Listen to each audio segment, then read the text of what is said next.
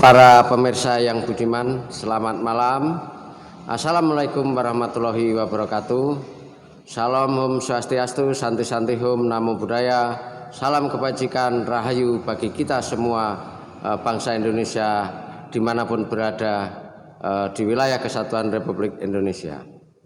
Para pemirsa budiman di seluruh tanah air, pada kesempatan malam hari ini saya ingin menyampaikan salah satu contoh daerah di Indonesia, yaitu di Kabupaten Kotem atau Kota Waringin Timur, Kalimantan Tengah. Saya memberikan julukan is the best dalam hal pelayanan publik atau pelayanan umum, pelayanan publik bagi masyarakat. Salah satu contohnya adalah dalam kependudukan dan catatan sipil. Pada saat kami berada di Kabupaten Kota Waringin Timur yang sering disebut dan disingkat Kotim, Provinsi Kalimantan Tengah, pejabatnya cukup ramah, mudah ditemui, tidak terlalu birokratis, dan enak, serta melayani dengan baik. Saya ambil salah satu contoh SKPD, Dinas Disduk Capil, Dinas Kependudukan dan Catatan Sipil. Saya masih ingat sekali pada saat di sana saya memberikan advokasi bagi masyarakat yang ada salah seorang warga, saudari, lupa saya namanya, perempuan. Dia dari kecil kehilangan siapa orang tuanya dan sebagainya, tidak memiliki kartu keluarga dan KTP. Saya usahakan untuk dapat diterbitkan KTP dan KK. Terus kemudian ada yang dari daerah lain tapi sudah bertempat tinggal di wilayah atau daerah Kabupaten Kota Waringin Timur, selama ini kesulitan mengurus perpindahan. Saya ingat sekali bahwa ada Permendagri, Peraturan Menteri Dalam Negeri, bahwa perpindahan kependudukan oleh setiap warga negara Indonesia dimanapun berada dan daerah manapun itu berlaku aturan yang sama, dapat ditarik jarak jauh atau bisa perpindahan dapat dilakukan secara online. Saya ingat sekali, ingat betul, kepala dinasnya baik, ramah dan rendah hati, Bapak Agus namanya, nama panjangnya saya lupa. Bagian akte kelahiran dan KIA ya, kartu identitas anak, itu Pak Made kalau tidak salah. Terus bagian KTP ada Pak Yan.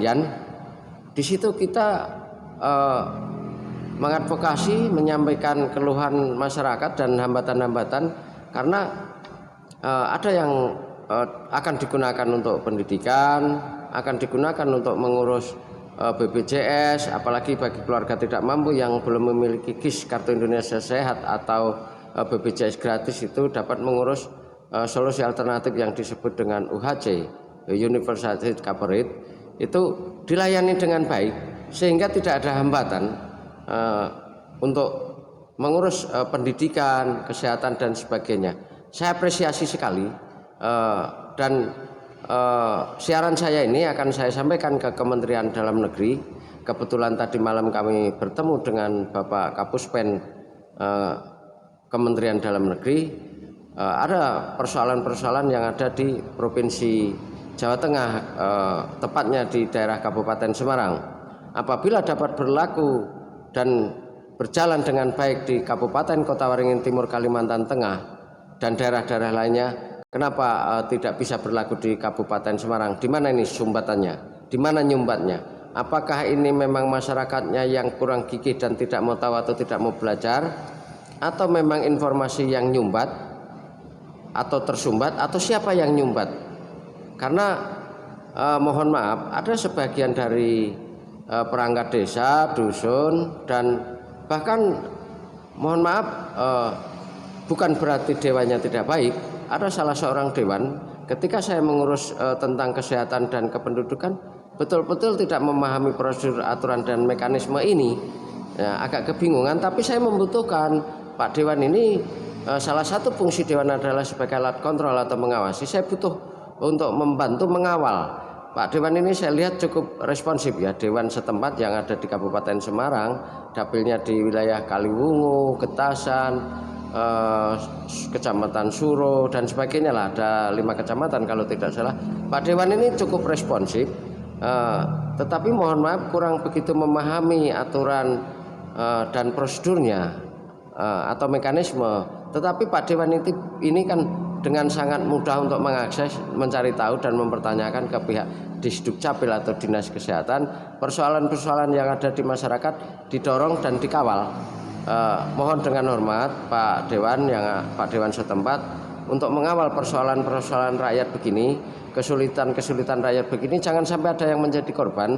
Kebetulan ini ada salah seorang warga di Dusun Jolodrian RT 11 RW 5 Desa Mukiran, Kecamatan Kaliwungu, Kabupaten Semarang, mengalami menderita sakit yang sangat parah, yaitu gagal ginjal dan harus berobat, terus kemudian juga harus cuci darah. Ini hambatannya adalah belum terdaftar sebagai warga setempat, artinya perlu diurus perpindahannya dan diterbitkan KK dan KTP yang baru. Tadi malam kami juga sudah berbicara panjang lebar dengan pihak Kemendagri. Mohon aparat desa di sana, kebetulan yang terhormat Bapak Sony Purnomo, Bapak Kades Mukiran, Kepala Desa Mukiran, sedang sakit juga. Saya berdoa mudah-mudahan Pak Kades, Pak Sony Purnomo ini segera diberikan kesembuhan, panjang umur, murah rezeki dan sehat selalu, dapat kembali melayani masyarakat dengan baik dan mendelegasikan atau memerintahkan kepada bawahnya. Karena saya juga menginvestigasi, mencari informasi, menginventarisir berbagai data, kami dapatkan hasil investigasi bahwa Bapak Sony Purnomo, Pak Kades ini cukup baik, cukup responsif sebetulnya, cuma karena kondisinya yang sedang tidak sehat. Harapan saya adalah para perangkat desa, entah KAUR atau staf-staf terkait dalam hal kependudukan ini dapat bersikap responsif, mempertimbangkan aspek kemanusiaan yang arif dan bijaksana, juga mempertimbangkan aspek sosial serta ekonomi, supaya saudara Teguh Sri Wahyudi ini dapat segera tertolong. Ini sebetulnya sangat mudah sekali, sudah dikondisikan. Bapak Kapuspen atas nama Menteri Dalam Negeri menjamin dan memfasilitasi persoalan ini akan segera selesai, dan boleh dicek. Tadi malam menyampaikan kepada saya, silakan dicek kerja saya, silakan dikawal besok kerja atau tidak saya, dan video ini akan saya sampaikan juga ke pihak Kemendagri supaya mendapat perhatian bersama dan menjadi pembelajaran bersama bagi bangsa Indonesia, khususnya warga masyarakat yang kurang mampu dan mengalami kesulitan yang sama ini. Dari siaran saya ini mendapatkan inspirasi atau pembelajaran, informasi yang bermanfaat bagi masyarakat. Tidak selamanya kita mengerjakan segala sesuatu itu untuk mendapatkan imbalan atau uang, tapi kita menabung untuk di akhirat nanti.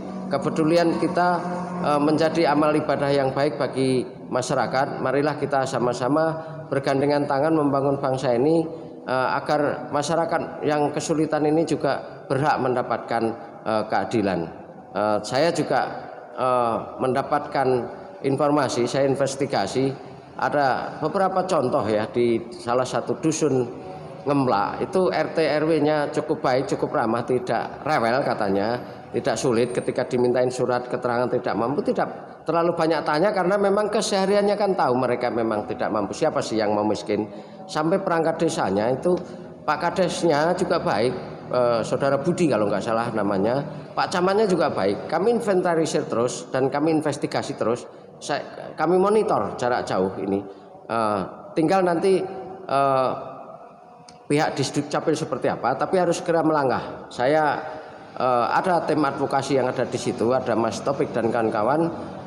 Saya tadi berkomunikasi, tolong diberikan advokasi untuk korban ketidakadilan yang dialami oleh saudara Teguh Sri Wahyudi ini, datang ke kantor Disdukcapil supaya perpindahannya dapat ditarik, diurus secara online dan mendapatkan kartu keluarga, diterbitkan kartu keluarga dan KTP yang baru. Segera daftarkan ke Dinas Kesehatan. Saya sudah komunikasi dengan pihak kesehatan. Saudara Teguh Sri Wahyudi akan dibantu, akan difasilitasi sesegera mungkin. Pihak Dinas Kabupaten Semarang, saya berkomunikasi dengan JKN yang ada di sana, jaminan kesejahteraan, jaminan kesehatan nasional yang ada di Kabupaten Semarang siap membantu. Jadi apabila kawan-kawan ada hambatan tentang pelayanan publik, dapat mengadukan ke Ombudsman, tapi Ombudsman sendiri selaku lembaga harus memperbaiki kinerjanya. Kami punya catatan-catatan yang kurang baik terhadap kinerja Ombudsman Republik Indonesia. Mungkin saudara Topik dapat menghubungi Ombudsman terdekat, Ombudsman Republik Indonesia yang ada di Jawa Tengah, atau minta advokasi pendampingan dari gerakan mahasiswa, lembaga bantuan hukum yang nggak bayar tentunya, karena ini warga tidak mampu. Itu seorang pengacara juga tidak boleh menolak klien, ada aturan mainnya, itu masuk dalam kategori pro bono, artinya klien atau warga yang tidak mampu wajib diberikan perlindungan dan pembelaan secara hukum. Terus kemudian silakan dihubungi media-media terdekat, media cetak dan elektronik, koran, radio, televisi terdekat, dan lain-lain yang sekiranya dapat bersama-sama untuk membantu kesulitan masyarakat. Kita membangun kepedulian supaya kita belajar seperti yang ada di Kota Waringin Timur, Kabupaten Kota Waringin Timur, Kalimantan Tengah. Akan saya kirim juga siaran ini ke warga masyarakat di sana, para staf yang ada di sana, sebagai wujud rasa bangga dan terima kasih, juga apresiasi yang sangat luar biasa yang dilakukan oleh Dinas Kependudukan dan Catatan Sipil yang ada di sana, Kepala Dinasnya Bapak Agus. Salam sehat selalu Pak Agus, Pak Kadis, Pak Yanjan, bagian KTP, Pak Made, dan seluruh jajarannya yang ada di Dinas Kependudukan Catatan Sipil di Kabupaten Kota Waringin Timur, Kalimantan Tengah. Kami yang di Jakarta mendoakan Bapak selalu sehat, murah rezeki, dan panjang umur. Sekian video siaran atau liputan saya pada malam hari ini. Semoga ini menjadi informasi yang bermanfaat, memberikan edukasi atau pendidikan atau pembelajaran bagi masyarakat awam untuk bisa berjuang mendapatkan keadilan yang sama di negeri ini. Semua warga negara berhak untuk hidup aman dan nyaman dimanapun berada di tanah air Republik Indonesia. Terima kasih. Apabila ada yang kurang berkenan, ada sesuatu hal yang kurang jelas, dapat bertanya. Kalau ada yang kurang berkenan, saya mohon maaf. Kalau ada yang belum jelas, saya akan belajar untuk menjawab dengan benar. Terima kasih. Salam sehat selalu. Wassalamualaikum warahmatullahi wabarakatuh. Salam Om Swastiastu, Santi Santi Om, Namo Buddhaya. Salam kebajikan bagi kita semua warga Indonesia di seluruh tanah air tercinta ini. Terima kasih.